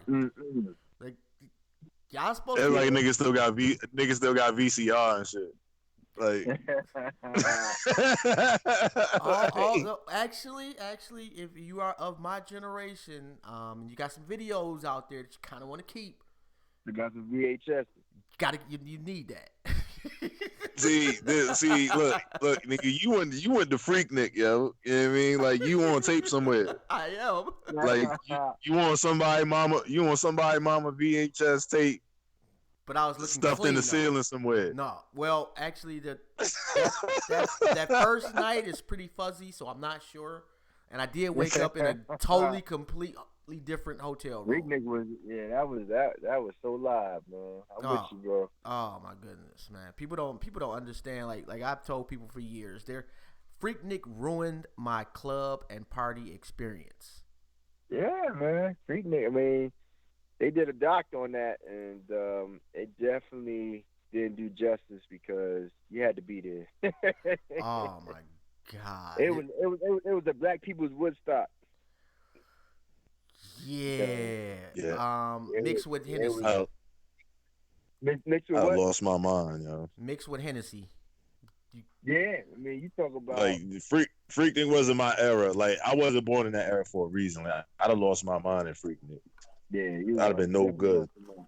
Well, back then, back in the '90s, it was a lot of different types of freak niggas. It was the Greek Fest in Philly. You had Jones Beach in New York. You had even I think what's that down in Texas? They had something. The Texas relays. You had the Penn. You still had the Penn relays. You had Daytona.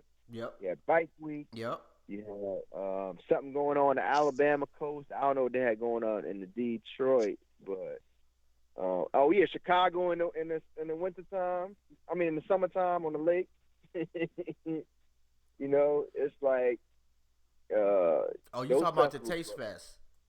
Yeah, the Taste. Yeah, I went to Taste. You know, live, and so it was a whole bunch of those functions where black colleges kind of started it a little bit, and then other people followed. They're not as popular now, but yeah, it was a couple. I mean, Freaknik was the pinnacle because it was Southern hospitality, where you had just really good vibes of people.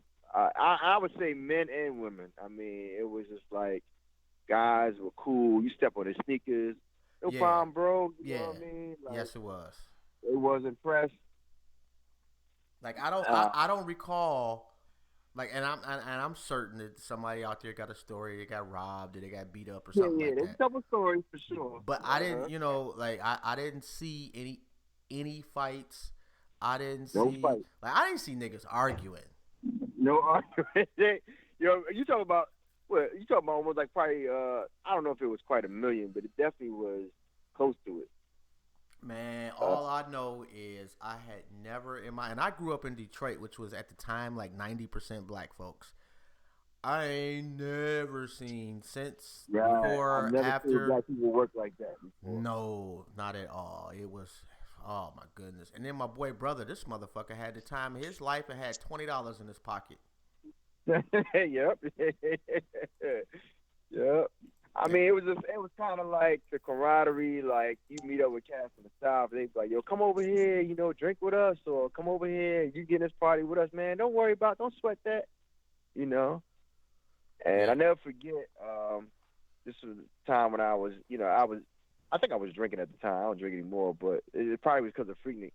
But I can understand we were in that. a club, and this dude said, he said, yo, what the hell are you doing? And everybody was like, oh my God, it's gonna be a fight.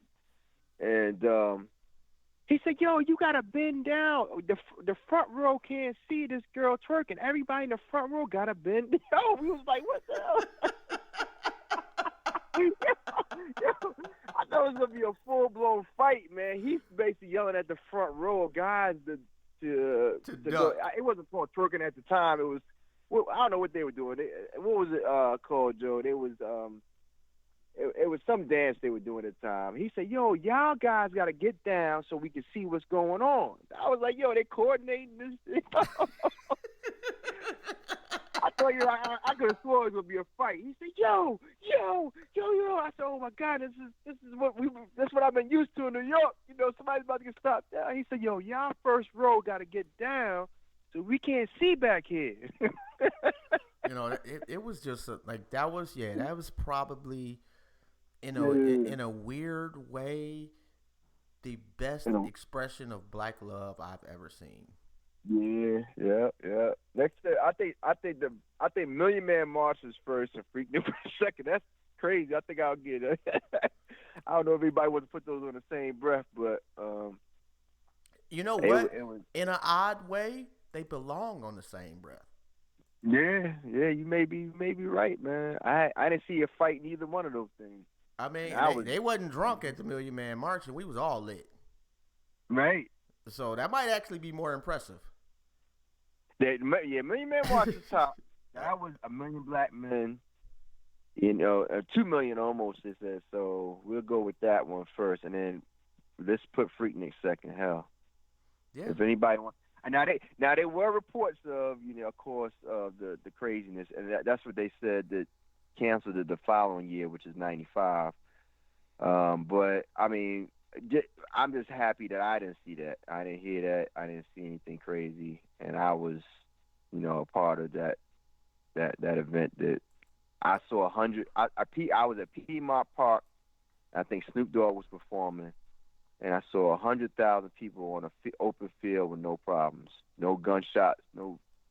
Just incredible. You went to what was that? That must have been '95. You went, or was it '94? Because I went to That was '94. I went to two of them. Like, and if I remember correctly, there was three. There was one where it was pretty much just the black colleges, and then when the rest of us, I think that was '93. I think that's 92, 93 was the first one. Yeah, I think it was 92 was the first one, and in '93 we all caught wind of it and went down there. Now, I'm not gonna lie, there was some debauchery. That shit was Sodom and Gomorrah. Just wasn't no violence. Right. Okay. Yeah. Because there was a lot of asses on top of cars. Yeah. Just bare ass. Yeah. Okay. Yeah. Probably. Yeah. You're right. Pretty sure there's somebody out there with a picture of my boy brother butt ass naked on this chick's car. I can't explain it. No, like why butt ass naked on top of her car. Wow. Yeah. That was during the time I took a lot of pictures, so I still have a lot of pictures from those events. Yeah. Bro, I'm sorry you didn't make it, brother. Shit, I'm sorry. I'm surprised actually that some of those pictures have not been used in somebody's political campaign to smear somebody. Right. Because I mean, I didn't have money to have a video camera at that time, but I was broke, but I definitely took some pictures of. And at that point, I fell in love with the land. I fell in love with black colleges. I fell in love with black women. I fell in love with black men who, from the South, like, yo, it showed me a whole nother. I think that might have, like, since I don't know, like when you go down south, because your great uncle died or somebody like that when you were a kid. I have done that, but that was like my first adult trip on my own, driving. I didn't have, we wasn't rich, but I had a couple of dollars in my pocket. We was ready. Right. And Detroit. For everybody listening, man, go, do the Freaknik documentary, but it's not going to give you the justice that you need. But it definitely, there's hope that black people can get together in the hundreds of thousands and be peaceful. There is hope. Absolutely. And if niggas can do it while drinking Hennessy, all the more better. They can do right. Shit, I didn't even realize, bro. We've been talking about shit damn near 2 hours. Yeah, man. I know I got to get out of here too, but man, this was a blast. You guys are definitely on the right wave with this one. I appreciate that, bro. Yeah, sure. We just try to be authentic. Yeah, well, it pulled through. Just the array of guests that you had let me know that that's how our black people are represented. It's not just one type. You got people who are interested in all types of subjects. So I appreciate you considering me. Hey, that's our slogan, man. From goons to guys, man. We welcome everybody. We only got one rule, and that's be respectful. Yeah. Well, I appreciate y'all, man, for having me on, and we'll maybe I'll get invited back and have some more updates to share with you when the year mid-year comes upon us. We'll make some more headlines for you guys. Oh, that's dope, man. And inbox me your number too, bro. Okay. And definitely appreciate you, man. And come on, man. Whenever you want to come back, shit, just call up. Let us know.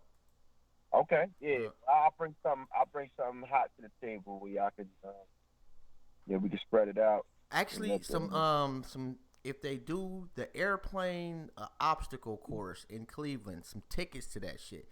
Like, I know that just might lose like 1/10 of my blackness for whatever reason. I think that shit is fucking dope, man. I've watched this shit on TV before, and how they be flying these planes through these rings and shit in that little bitty area at that speed's fucking phenomenal. Yeah, I would definitely like to see that. Matter of fact, I'll invite you guys. I'll say this before I get out of here. We're doing a cross country trip this year. We'll say southwest to northwest. We're driving from Santa Fe to Portland, Oregon, for 2 weeks, making stops in between. So, anybody want to join us? I'll put the itinerary out there. We're gonna be going to Santa Fe, which is like the art capital. Going to the Rio Grande, which is I think it's a class 5 river. We're going to whitewater raft that. We're going to go to Grand Canyon, camp out in the Grand Canyon. We're going to go to Vegas, get lit. We're going to go to L.A., do L.A. We're going to go to, what's the other stop that we got? Camping out in Yosemite. Yeah, my credit card just started laughing at you, bro. Yo, it's not expensive. I was like, it's not expensive. Hey. The part that was gonna be expensive would be how you want to do Vegas or you want to do L.A. and maybe the Bay Area, but camping out not expensive. You know what I mean? Whitewater rafting may cost you $50 to go down the river. Camping out in the Grand Canyon doesn't cost you anything. You just got to get your masculinity up. That's it.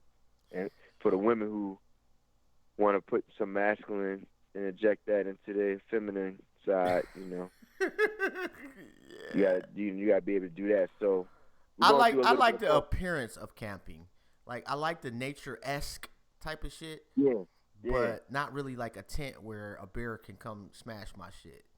Yeah, this one you can have a bear come up to your tent for sure. Oh, that's tough right there. Man, but that's a part of the that gets you points on your masculinity chart. You know what I mean? I'm a weak motherfucker. Fuck it. Call me what you want. I'm not fucking with no beer. But right, I might actually, hit me with the itinerary. That shit sounds interesting because a lot of that shit I've never done, and why not? Yeah, all right, I'm gonna hit you with the itinerary, man. I think it'll be in August, first week of August. All right, yeah. Let me start begging my wife now then. Yeah. Fly into Santa Fe, you fly out of Portland, Oregon. So you be good. It's only gonna be probably round trip probably cost you $500, $250 in, $250 out. Oh, that ain't bad. Yeah, I think we can scrape that up. Yeah, and is there anything you want to shout out anybody? You want to lead the people with anything before we go? Big shout out to the City of God's family, the people who put us on for a number of years, and my partners at Seven Crowns who helped the creative side of the City of God's, and then my music partners, Jones House Entertainment. We also got a lot of love for the Motions brand and the launching of the athletic line. We also got a lot of love for everybody that is doing something to make their life more soulful and better. Join the City of God's movement. That's what we're about. That's what's up, man. Definitely appreciate your time and your energy, bruh.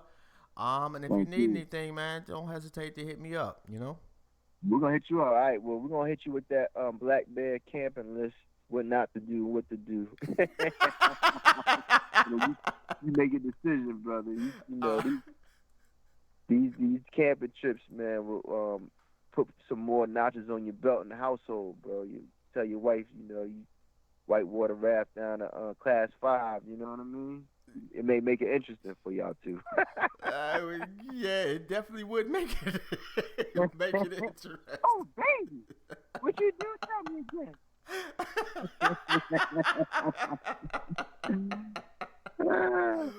Oh my goodness. And I know Rome phone died a couple minutes ago. Oh, so damn, man. Yeah. But shout out to Baltimore. I gotta do his shout outs. Who we got? 300 Gangsters. Shout out to oh damn, and I can't even remember the name of them. My bad. I forgot it was the other name, and it's just like on the tip of my tongue. But anyway, shout out to anybody tuned in Baltimore. Don't forget to check out the website mrochelle.com. And stay tuned, man. We got some shit that we trying to put together that might be able to put us in a different space, and we got to start supporting our own as much as possible. So trying to put together some shit. So we'll keep y'all posted. And shout out to you, Carm Dub, for rocking with us so heavy. And wherever you at, Joe Cool, on the planet, man, shout out to you, man. Ain't heard from you in a minute. I hope life is good for you. And shout out to my grandbaby. Nola, you are the dopest baby on the planet. My kids, my mama, she'll never hear this because she doesn't watch the YouTube or watch the Facebook. The Facebook. That's my mama, man. Did you put my picture on the Facebook? No, mom. No, I didn't. Like the paparazzi is watching her or something. I don't know. I love my mama though, man. Shout out to my wife, baby. I love you too. And hit us up if you need anything. And if you want to advertise and reach all 7 of our listeners, inbox me. I got you. And Liberation Minded Media, that is Through the Knowledge Radio, The Rundown with Renee, Black Eye Stand Radio, and My Skin is My Sin, man. And this is how you take over the narrative. You don't complain about it. You build your own shit. All right. On that note, we out, fam. Peace. Peace.